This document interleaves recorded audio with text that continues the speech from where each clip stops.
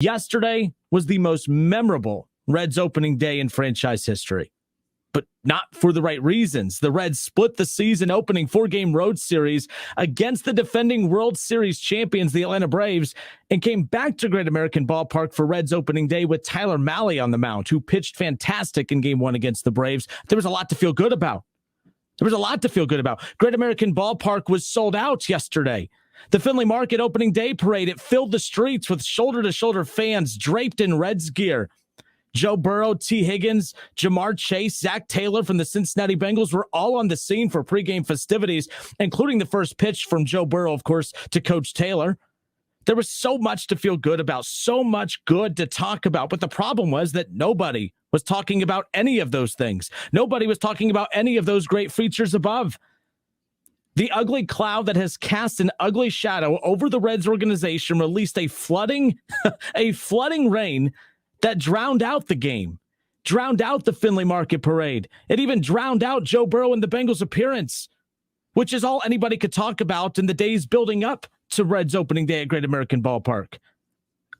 It's unbelievable. Instead, it became about anger and frustration towards Reds ownership, and more specifically, Reds president and COO Phil Castellini, following his cringeworthy statement to Mo Egger on 700 WLW earlier on in the day.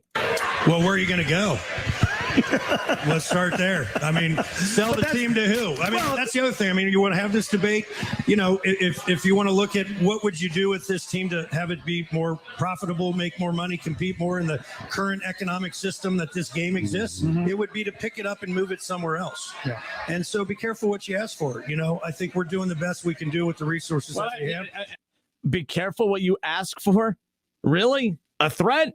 Your customers, okay? Forget, that saying, the customer's always right. I know it's not one that I kind of abide by, but in this particular case, it is.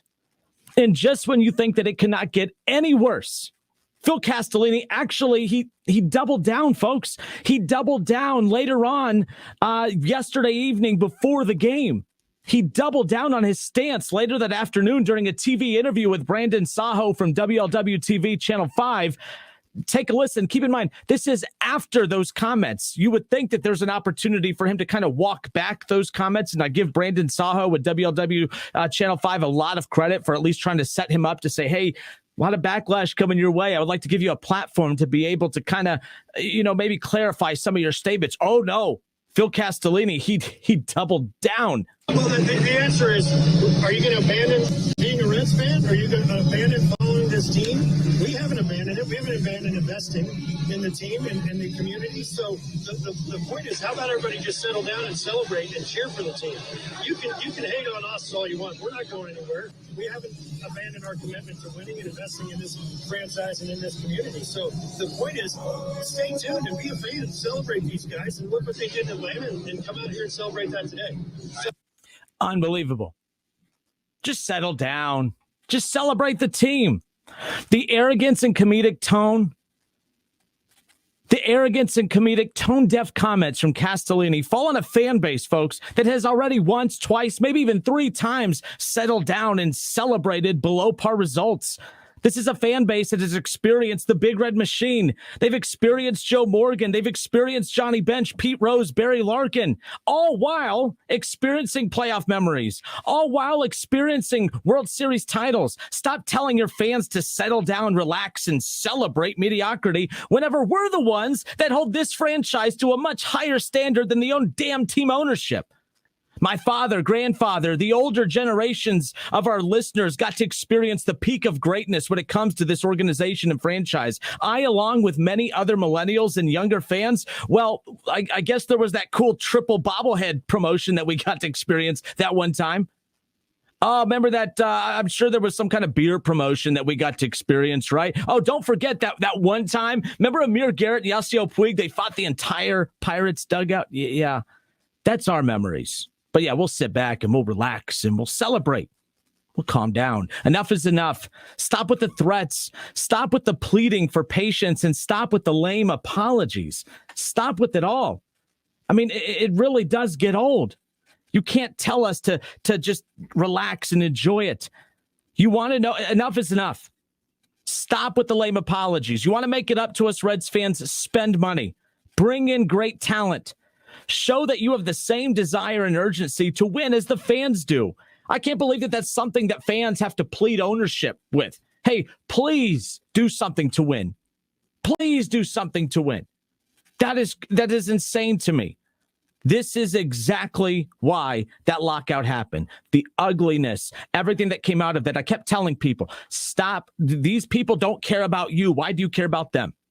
Now, this is ownership. We're not talking about athletes. Athletes, I'm not trying to bash the athletes here. That's not what this platform is for. But stop over-romanticizing your sports owners and athletes, because this is what it comes down to. It's a business. Be careful what you ask for. You're going to sell the team, and not just sell the team. You'll sell the team out of market. Are you kidding me? Oh, but it gets better. It gets better. This was the statement that was released by Phil Castellini and the Cincinnati Reds yesterday. For those watching live on Facebook, for those watching live on YouTube, check it out. I know the print's a little small, but look at all that white space. This is what I love. When we get a press release from the Reds, they send it to us on this Reds letterhead. And usually, I've never seen a press release this short before. This is 2 statements. The shortest, most legendary press release that was ever released was Michael Jordan saying, "I'm back."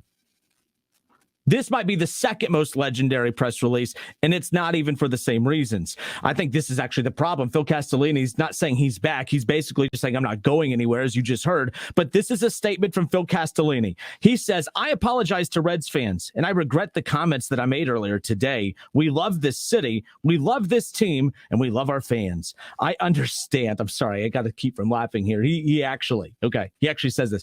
"I understand how our fans feel, and I'm sorry." That's the statement that they released to us Reds fans. And at the top, it says statement from Phil Castellini. Well, here's the problem. That's the statement that they released to us, the Reds fans. That's what they wanted us to see. But you want to know what statement we actually saw? This is the actual statement from Phil Castellini. Right there. Right there. It's as simple as that. Go Reds. We'll be right back.